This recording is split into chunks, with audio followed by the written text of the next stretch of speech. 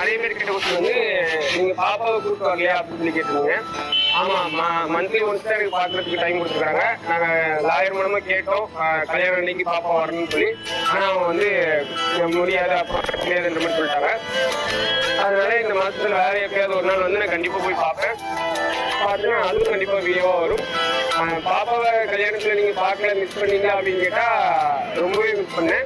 டிக்டாக்ல நமக்கு ரொம்ப பிடிச்ச பர்சன் யாருன்னு பார்த்தீங்கன்னா மணிதனா. ஸோ இவங்க மேரேஜுக்காக ஏகப்பட்ட செலிபிரிட்டிஸ் வந்து வந்திருந்தாங்க. ஓகேங்களா. ஸோ இந்த செலிபிரிட்டிஸ் எல்லாம் நம்ம எல்லாருமே பார்த்துருக்கோம் அந்த வீடியோஸில். ஸோ இந்த வீடியோஸில் இவங்க மேரேஜில் ஒரு முக்கியமான பர்சன் ஒன்று மிஸ் ஆகுது. ஓகேங்களா. ஸோ அவங்க யாருன்னு சொல்லி பார்த்தீங்கன்னா மகளினி பாப்பா. ஸோ அந்த மகளினி பாப்பா ஏன் வரல அப்படின்னு சொல்லிட்டு அவங்களோட ஆடியன்ஸ் கேட்டிருந்த டைமில் வந்து இப்போ ராஜ் ப்ரோ வந்து சொல்லியிருந்தாங்க, விளக்கத்தை கொடுத்துருந்தாங்க. ஓகேங்களா. ஸோ அது என்னென்னு பார்த்தீங்கன்னா, நாங்கள் வந்து மேரேஜ் அட்டன் பண்ணுறதுக்காக பாப்பாவை கூப்பிட்டுருந்தோம், பட்டு ஒரு கேஸ் போயிட்டுருக்கு. ஸோ அதனால் அவங்களால தர முடியலை அப்படின்னு சொல்லிட்டு அவங்க வந்து சக்தி சிஸ்டர் ஏதோ சொல்லியிருக்காங்க போல். ஸோ அந்த காரணத்தை கொண்டு மகளினி பாப்பாவை அனுப்ப முடியலை அவங்களால. ஸோ இதுதான் அவங்க ரீசன் ஆயிருக்குன்னு சொல்லிட்டு ராஜ் ப்ரோவே சொல்லியிருக்காங்க. ஸோ ஓகேங்களா. ஸோ அந்த வீடியோ தான் நீங்கள் பார்த்துட்டு